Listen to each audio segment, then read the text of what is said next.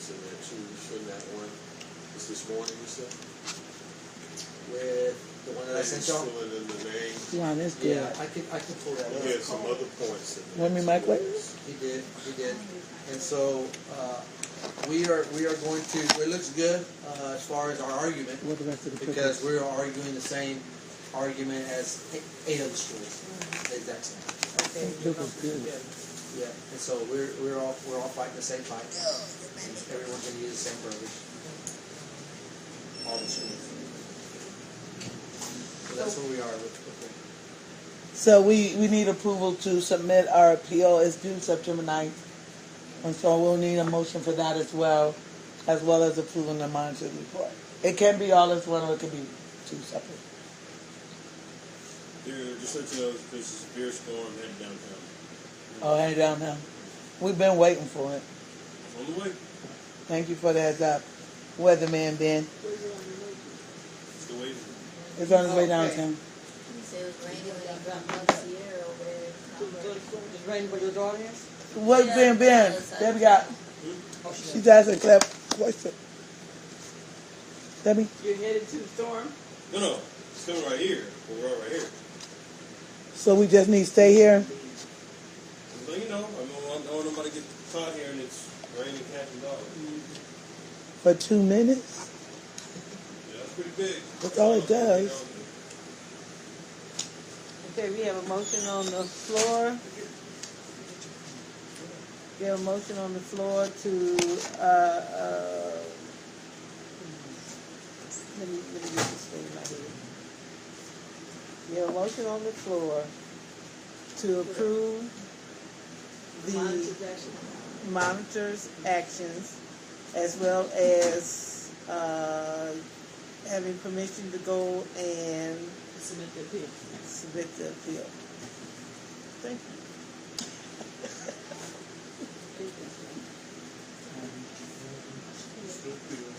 I move it. You move it? That we approve the monitor's report and the appeal. Submitting the appeal. Okay, it has been moved by Deborah Adams and seconded by Shirley King. All those that in favor say aye. Aye. Do we have any nays? I don't hear any nays, so it has been approved. The ayes have it, and it has been approved. Number 4.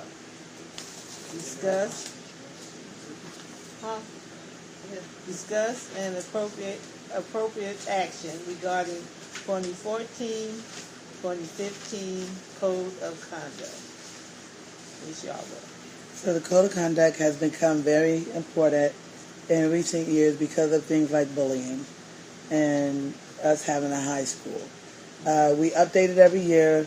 We don't always remember to come under the guidance of the Board of Directors for approval. Mm-hmm. So it has not changed basically in the last 5 or 6 years, but it really hasn't gotten through approval process. So that's what this is for today. Every kid gets it at the beginning of the school year. And this year was no different. So it is already finalized and out there. And, nothing's coming up now, so.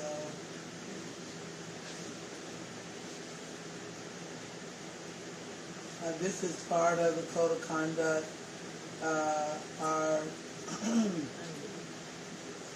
Our excellence to commitment form. We have done one for bus drivers, not just teachers, but for staff. It's part of the Code of Conduct. But as Mr. Martinez said on Friday, we had training on all of these things just to align up with organizationally. I know, Ann, you asked a lot of questions about was this documented or was that in a file and things like that. And that's exactly kind of what we did on Friday was Mr. Landry led this conversation on confidentiality. So we got our sign-in sheets. Everybody went to confidentiality training and code of conduct training and gossip training and the sexual harassment training. And so those are kind of required training that you get at the workplace that we did on Friday with all 80-something staff we have, just to send the message that, you work in a workplace with these guidelines. The code of conduct is specific to parents, teachers, and students, but we met with everybody about it because, like Mr. Martinez said, the bus drivers need to follow the same kind of guidance that the teachers do. So what we said about the code of conduct, and it came up today with one of the new teachers, who is an attorney. That scared me too at first, but he came highly recommended. He's okay. Mr. Burke is okay. But he wanted to immediately go to consequences. And the code of conduct works as the last resort when you have people who don't comply with rules. But you want to first, I can take it, you want to first talk about the value in a society that is civil, with guidance for everybody to live together peaceably and amicable way. So I did do some redirection this morning with the new teachers, the code of conduct. When new teachers try and use it as a gotcha, or you broke this infraction, you broke that infraction, they can't win. Because that's what you're going to be spending all year doing. Here's an infraction report. Here's an infraction report. When we focus on things like the quantum, 8 keys of excellence, the Covey, the 5 tenets, and how we want to live together amicably, then you involve kids in making the rules and procedures, then you have a much more atmospheric, educational place where people feel free to learn, as opposed to a rule master. So the code of conduct has to exist. It is exactly what got us from under TEA when the parent made the bullying complaint and they asked for our code of conduct, and we were released and found no fault because of our code of conduct, because it says what procedures we will follow, and we have backup to support that we followed them. And so charter schools are not required under the law to have a code of conduct. Chapter 36 does not apply to us, but it is good practice to have a code of conduct, and we do, and we have had one. And what we're hoping for is that it has the quantum in it, the 8 keys in it, and everything like that, and we're just hoping that it helps provide a guidance, and it is there if we need it. Mr. Martinez, do you want to? Absolutely. So anytime we have an issue with someone, our first inclination is not to sit there and try to throw the book at somebody. We want to sit there and give them an opportunity to take ownership for what they've done, and how do we get them to correct what they've done.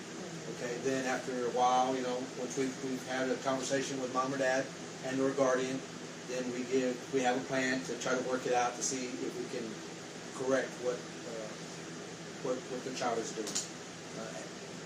At the time we speak with them, they too have to put something in writing.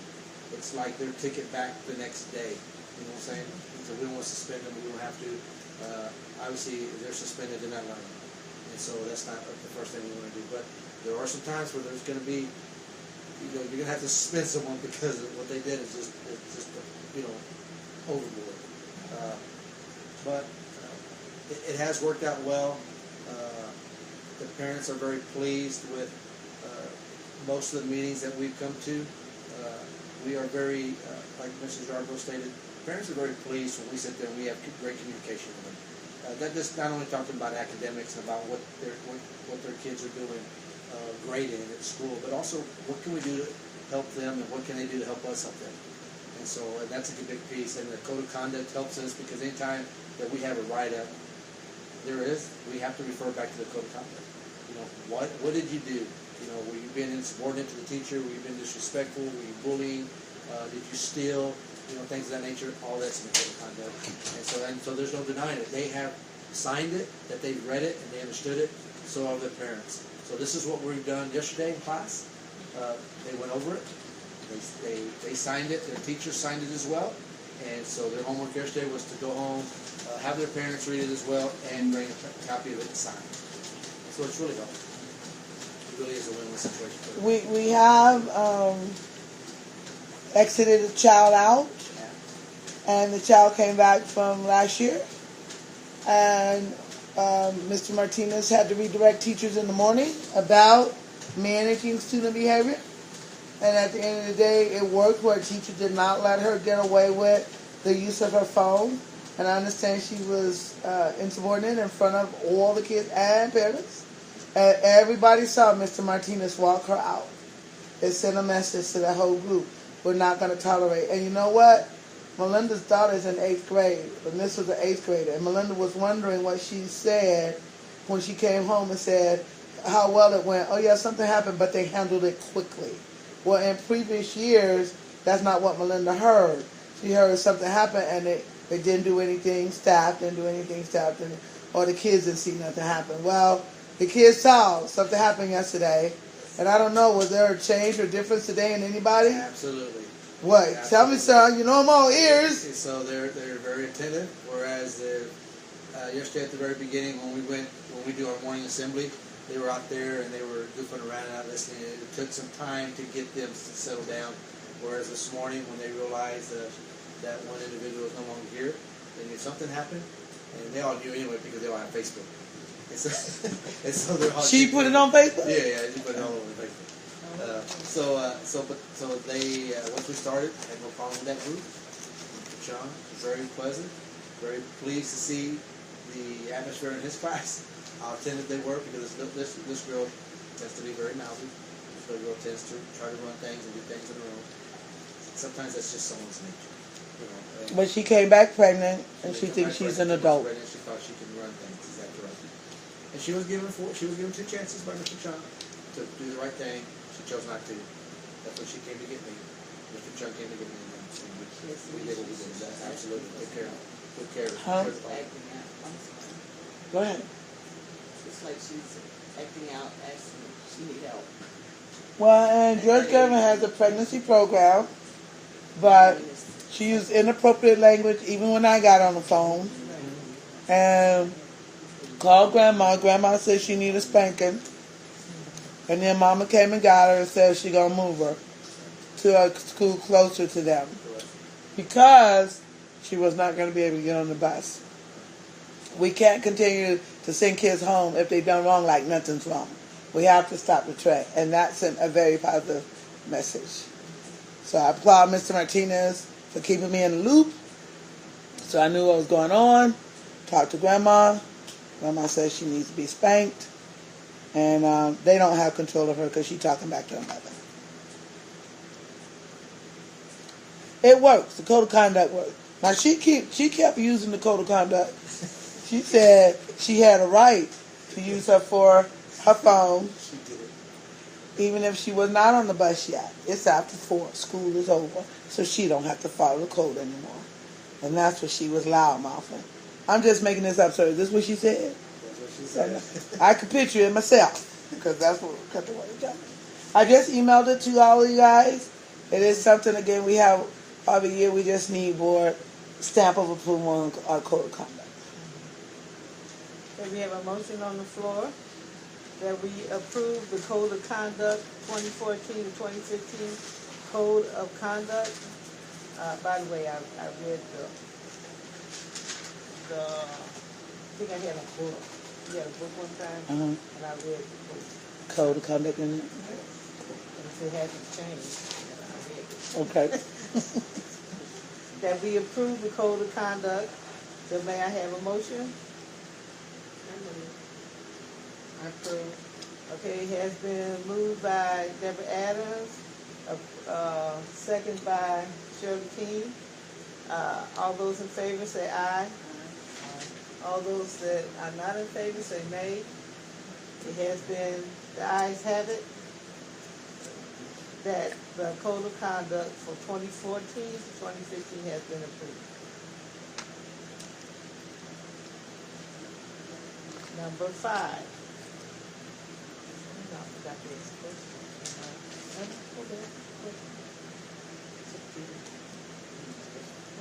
Okay, number 5, discuss and appropriate action regarding 2104. Is that a typo or is 2104? Oh, yes, that is. 2004 to 2015, Title I, HQ teachers and reports, Mrs. Yarborough. So, I have it on the agenda because we never do this and we need to. And I will recommend we table it because I haven't finished the report yet. I think it's due, that's the one due September 4th. But there are some things as a school, we never identify ourselves as a Title I school, and we are. Just because we have everybody that qualifies for Title I, we still have to remember to identify ourselves as a Title I. We don't have Title I written on anything. And so I'm trying to start by putting it on the board agenda. So we could table that, and I could bring back that report. And Ms. Martinez, department heads got together. We did the report last year with Phyllis.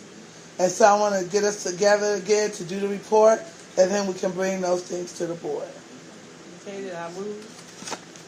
There's a motion on the floor that we table Thank you. number 5 until later. Do I have a motion?